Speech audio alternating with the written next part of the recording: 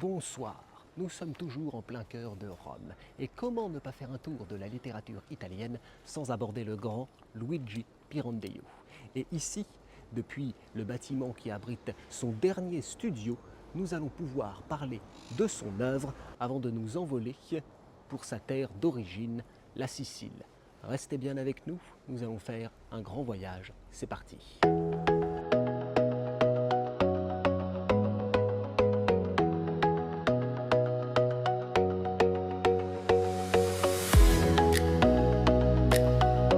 C'est ici, à l'est de Rome, que Luigi Pirandello trouvera sa dernière demeure, entre 1933 et 1936. Et en 1934, c'est depuis ce bureau qu'il apprendra l'heureuse nouvelle de sa récompense ultime, le prix Nobel de littérature. Luigi Pirandello est considéré comme un maître de la littérature italienne, ayant apporté beaucoup de choses, non seulement dans le style, mais aussi dans la langue. C'est d'abord, et peut-être avant tout, un homme de théâtre, car c'est là qu'il commencera par triompher. Avec sa fameuse pièce qui a d'abord connu un succès énorme en France, 6 personnages en quête d'auteur. Cette pièce absolument loufoque où ce sont les personnages eux-mêmes qui viennent à la rencontre d'un auteur en quête d'une bonne histoire. Ce parti pris de l'écriture ne peut que affirmer un côté authentique à l'œuvre de Pirandello. Et par la suite, ses nombreux romans et ses nombreux articles témoigneront de la même authenticité jusqu'à arriver à l'apothéose de son grand chef-d'œuvre littéraire, 1 personne et 100 000, où les prises de tête que l'on peut voir par rapport à l'écrivain peuvent tout à fait faire écho au plus profond de nous-mêmes. Pirandello est venu bien sûr à Rome pour le travail, travailler pour le Corriere della Sera et espérer percer dans la littérature après avoir fait quelques grandes bonnes heures au théâtre. Et aujourd'hui, le studio de Pirandello a été conservé en l'état par ses héritiers et par la ville de Rome. Une petite visite très sympa peut vous y attendre afin de vous plonger dans l'atmosphère de Luigi Pirandello.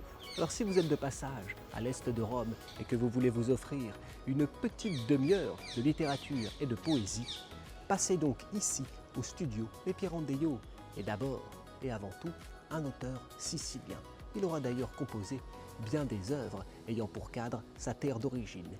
Et quoi de mieux pour en parler que d'aller faire un tour. Suivez-moi, direction le soleil de la Sicile.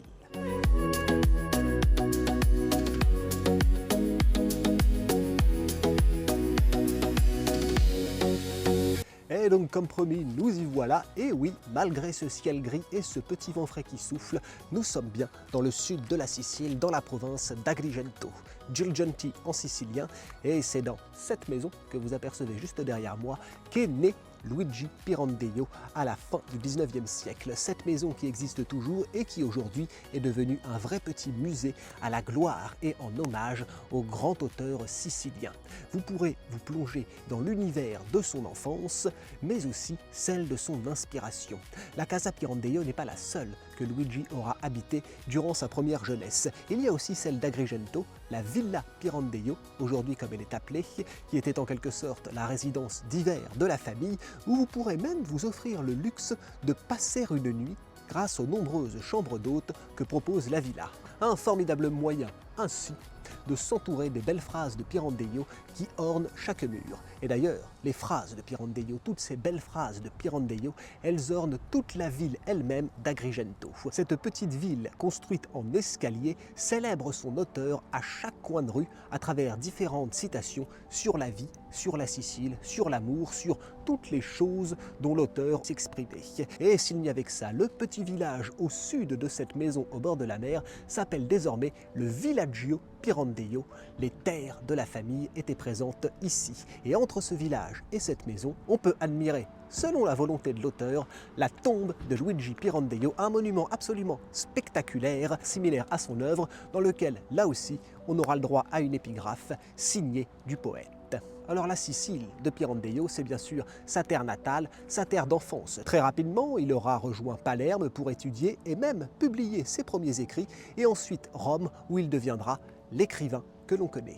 Mais il gardera toujours la Sicile au plus profond de son cœur, en revenant bien sûr régulièrement rendre visite à la famille, mais aussi trouver l'inspiration. Car la Sicile, Pirandello ne l'a jamais quittée, du moins dans son cœur et donc dans son œuvre. Elle est présente dans une grande partie de ses nouvelles, dans le recueil intitulé « Nouvelles pour une année ». Ce gigantesque recueil en plusieurs volumes regroupe bien entendu tout un tas de nouvelles sur la vie sicilienne.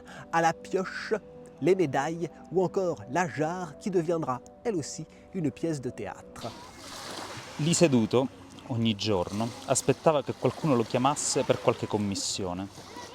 Aspettando, mangiato dalle mosche e dalla noia, s'addormentava. Non prendeva mai nulla in quel caffè, neanche un bicchiere d'acqua con lo schizzo di fumetto. Ma il padrone lo sopportava perché spesso gli avventori si spassavano con lui, forzandolo a parlare di Calatafimi e dell'entrata di Garibaldi a Palermo, e di Milazzo e del Volturno. Sciaramè ne parlava con accorata tristezza, tentennando il capo e socchiudendo gli occhietti calvi. Ricordava gli episodi pietosi, i morti, i periti, senza alcuna esaltazione e senza mai vantarsi. Sicché, alla fine, quelli che lo avevano spinto a parlare per goderselo restavano afflitti invece a considerare come l'antico fervore di quel vecchietto fosse caduto e si fosse spento nella miseria dei tristi anni sopravvissuti.